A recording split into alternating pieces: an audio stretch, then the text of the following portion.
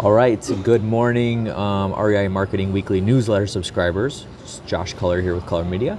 And today I'm going to give you a little bit of a tip on who you should have actually edit your videos. This is a question that's come up repeatedly, like over the past couple of weeks for some reason.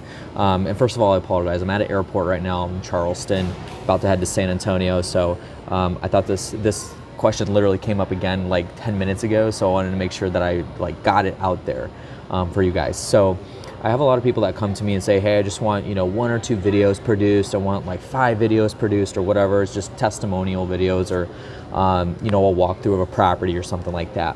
And my answer has, at the beginning as a new business owner, it's always like, yeah, I'll take whatever business you bring me. But as I've grown my business and I bring on more and more clients and are willing to pay more and more money for my services, I've had to decline a lot of that business.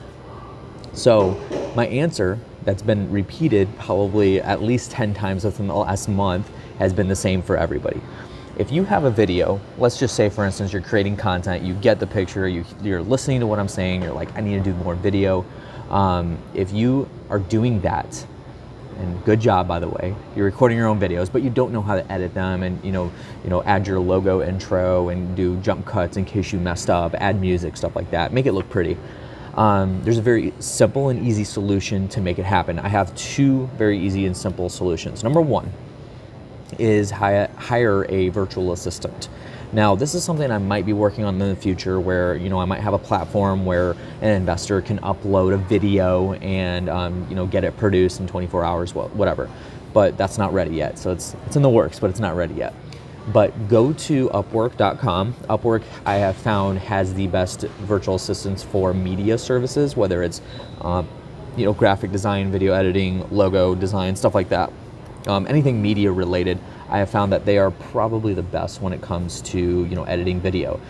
So just find somebody, honestly, and just a really quick tip is I would find somebody that's in Europe, so like Serbia, Croatia, Ukraine. So I actually have 2 video editors that are full-time with me on my Culler Media team.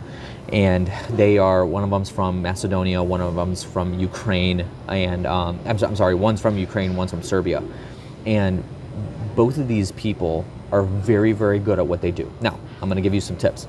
Make sure, number 1, that you have the expectations outlined very, very clearly.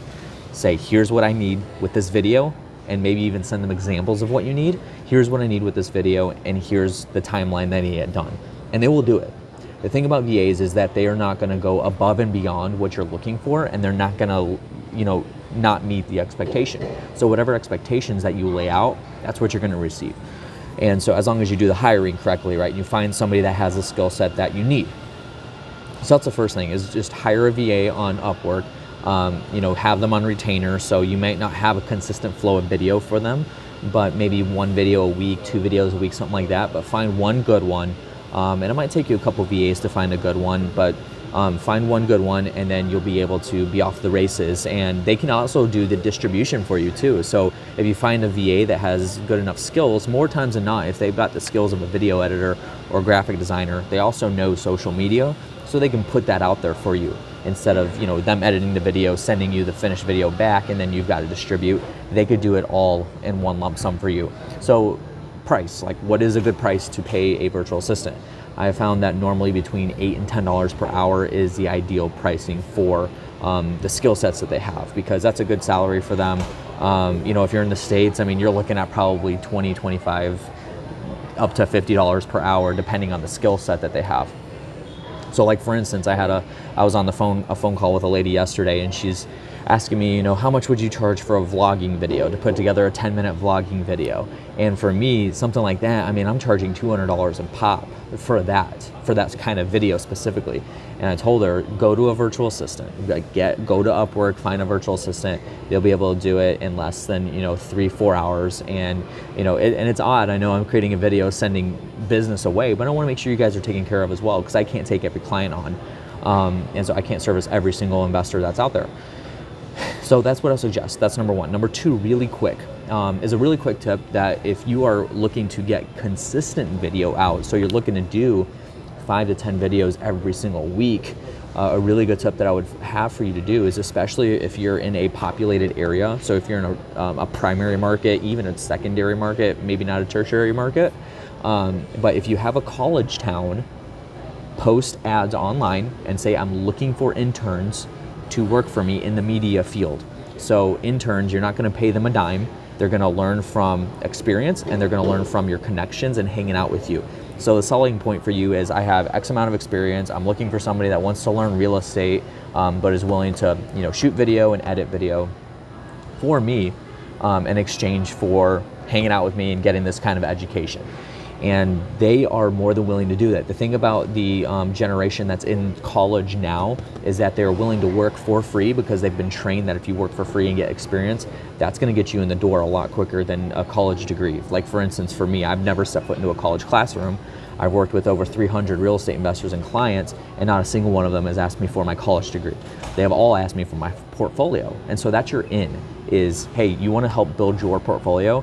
Come with me as I walk through this property, do a video for me, you edit it, send it to me, or have them distribute it as well, and then you'll be good to go. So those are really two good options for you to be able to get content out there without you having to do the editing for the video and the distribution. Find either a virtual assistant or find an intern that you're not going to pay. They're just going to get experience and a portfolio, and allow them to use that portfolio. So, in the future, if they want a job in media services, allow them to use that portfolio for their experience.